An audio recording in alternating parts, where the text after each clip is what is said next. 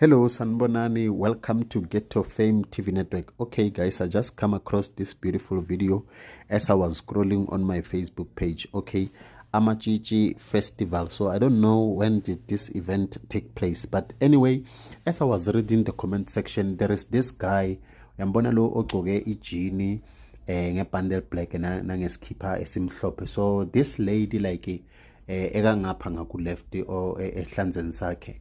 Like the time alapha ahlika lapha ema steps in this guy like lapha ku disabled place lapha magehla like mangambheka uthinte le ntombazana ibreast. So ngibona abantu abaningi lapha ba commenta umunye usise lapha uthi mara did you realize ukuthi umfana lo uthinte lo ntombazana like ibele umbambile hayi ukuthi umthintile umbambile ibele.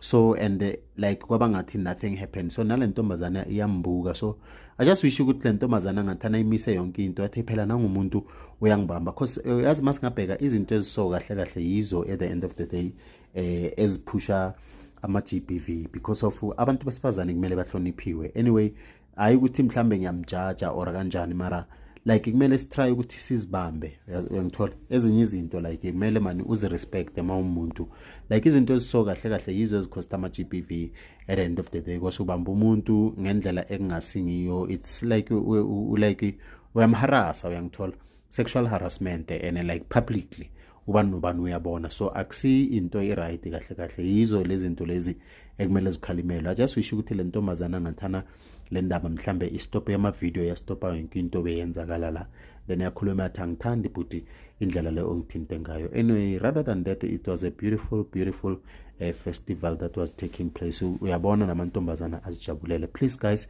subscribe to my channel Ghetto Fame TV Network. Danko.